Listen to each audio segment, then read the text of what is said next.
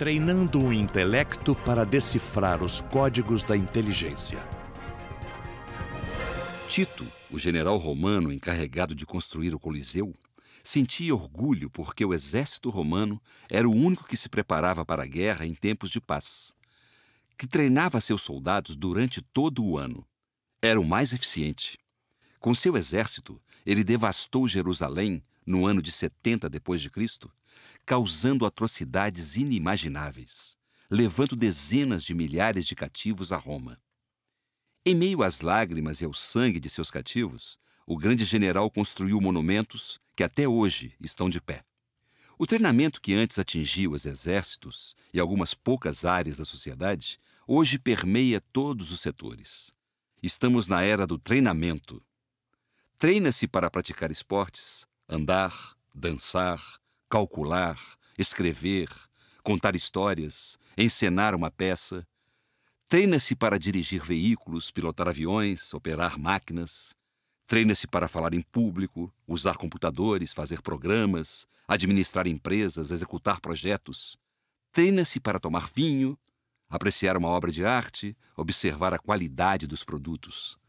Entretanto, quando tudo parecia perfeito na era do treinamento, eis que ao olhar para as mazelas psíquicas e sociais das sociedades modernas, constatamos que cometemos um gravíssimo erro histórico.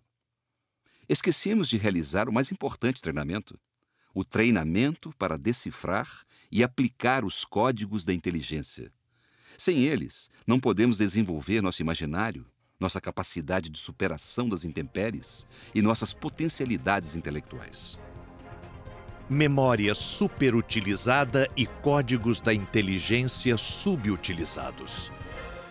Deveríamos decifrar esses códigos com a mesma energia que o garimpeiro penetra nas rochas à procura do ouro, com o mesmo afinco que o cirurgião rebate a pele para desnudar tecidos ocultos, com a mesma garra que o sedento procura água para saciar sua sede nos tépidos desertos. O senso comum acredita falsamente que sua memória é subutilizada. Uns creem que usam 10%, outros 20%, e ainda outros um pouco mais da sua memória. Mas esse pensamento popular é ingênuo, simplista e, portanto, precisa de correções. A memória é seletiva.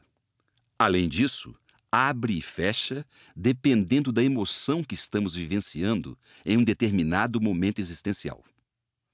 As emoções tensas, fóbicas, apreensivas, fecham as janelas da memória.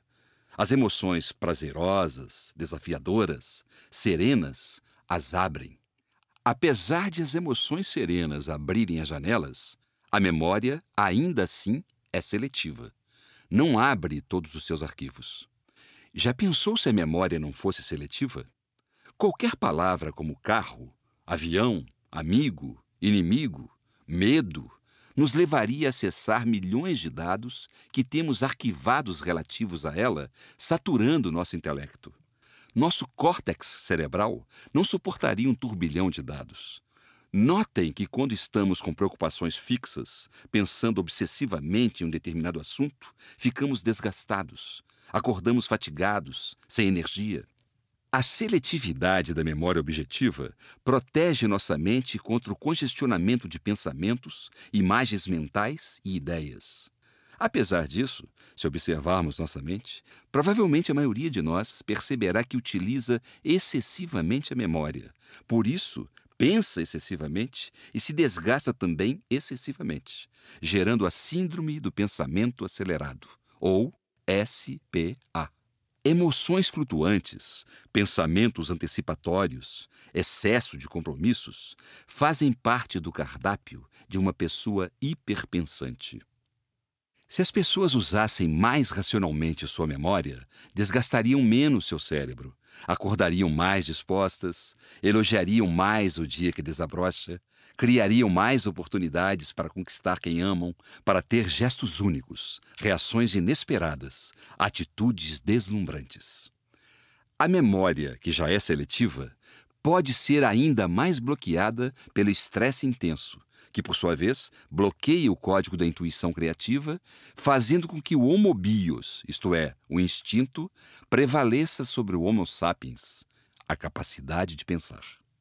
O estresse pode fechar as janelas da memória em concursos, entrevistas, apresentações públicas, situações novas, desafios empresariais, gerando péssimos desempenhos intelectuais em pessoas brilhantes. Excetuando mecanismos como esses que nos fazem subutilizar a memória, o que está subutilizado em todo e qualquer ser humano são os códigos da inteligência. Ricos e miseráveis, psiquiatras e pacientes, líderes empresariais e liderados têm, por melhor que sejam, um potencial psíquico global contraído por não decifrar plenamente os códigos da inteligência.